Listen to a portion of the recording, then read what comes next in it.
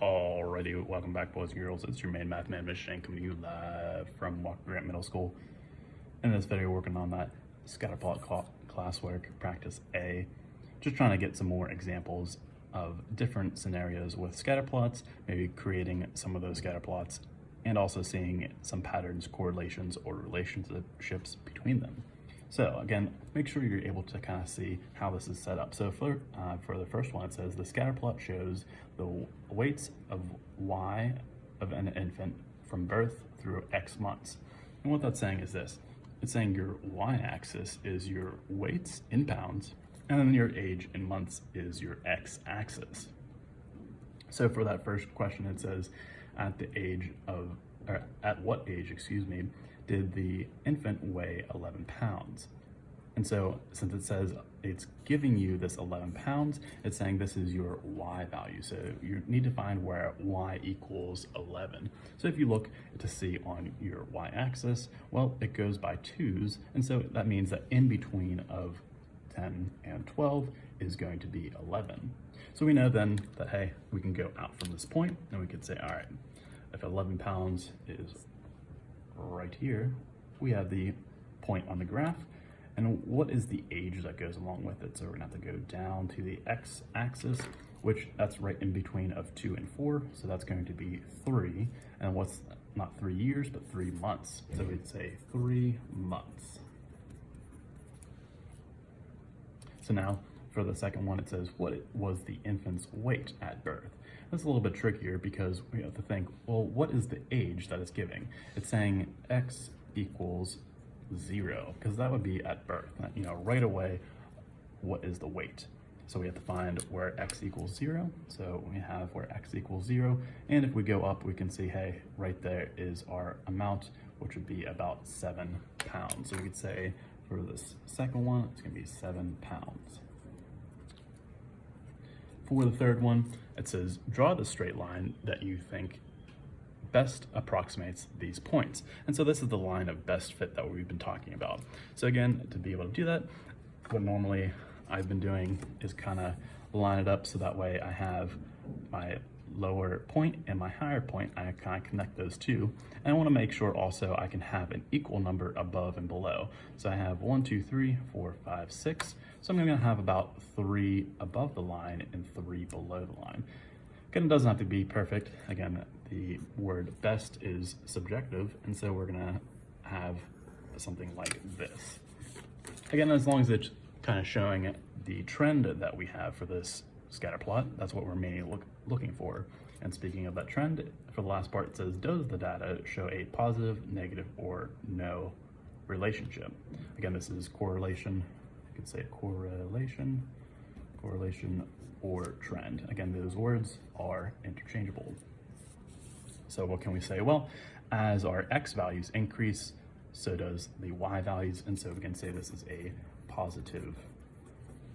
We can say this is a positive correlation, relationship, or trend. Any of those would be fine. Now in the second one, for number 2, it says the table shows the number of losses Y at a video game during week X. So again, it has the order pairs 1:15, 2:12, 3:10, 4:7, 5:6, 6:3, and 7:1. So again, these are ordered pairs that you want to be able to plot on the graph. So again, you are gonna have to sketch this out. It doesn't have to be perfect. If you want to, you can use graph paper, or if you want to just do the shorthand, you can. Again, if you want to use a straight edge, you can use a ruler or the back of the calculator to kind of line up for yourself. So what I'm gonna do is this. I'm gonna say, okay, my X values are going to be the week, so I can label them as such. I have 1, 2, 3, 4, 5, 6, 7, and these are the weeks. So weeks is X, and then I can kind of flip it around, and I need to say now, okay, let's equally space them out. 2, 3, 4, 5, 6, 7, 8, and I can count by twos because I want to make sure I can get all these values in. So I have 2, 4, 6, 8, 10, 12, 14, 16. And as long as you're able to kind of line up these points. Oh, let me make sure I label it. So these are losses. These are the losses, which is our y-axis. All right, so make sure it's on there. And so now we can say, all right, let's make these ordered pairs. So I have the first x value is 1, so I go 1 and then up to 15. So I have 1, 15, and then I have 2, 12, I have 3, 10, I have 4, 7, 5, 6, I have 6, 3, I have 7, 1. Again, it doesn't have to be perfect, but as long as you're able to kind of see how this looks. So again, notice how it has a scatter plot.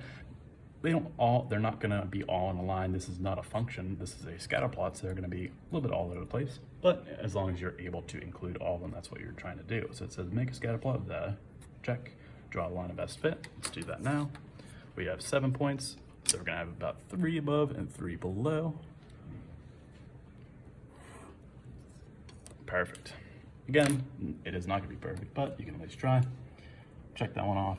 And now, again, we're trying to see, does the data show a positive, negative, or no relationship? Well, you can clearly see as our x values are increasing, our y values are decreasing. And that makes sense because, as you're first playing a video game, you're gonna have a tough time, but as you have more and more practice, just with anything else, you're gonna get a little bit better at it. So we're gonna say this is a negative correlation or relationship. All right. It's now a little bit different on the back.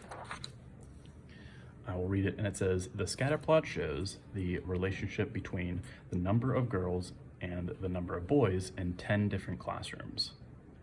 It gives you the data here, so it has our x values are girls and our y values are boys. And if you are a little bit unsure or uneasy, maybe it's negative, maybe it's positive, you're not really sure because there's no real pattern. Well, what type of relationship, if any, does the data show? Well, since there's no pattern, that means no relationship or correlation. For the second one, it says, is it possible to find a line of best fit for the data? And explain. So that means justify your answer. That means, write a complete sentence as opposed to saying anything else. So it says, is it possible to have a line of best fit? Well, since there is no relationship,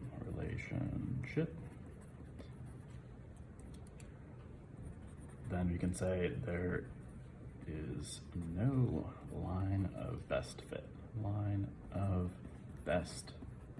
And that makes sense because we're not going to be able to show any kind of pattern with that. And keeping that train rolling, is it reasonable to use the scatter plot to predict the number of boys in the classroom based on the number of girls? And explain, meaning justify your answer.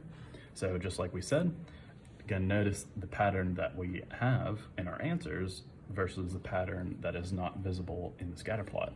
We're saying, since there is no line of best fit, then we cannot use the scatter plot to make predictions.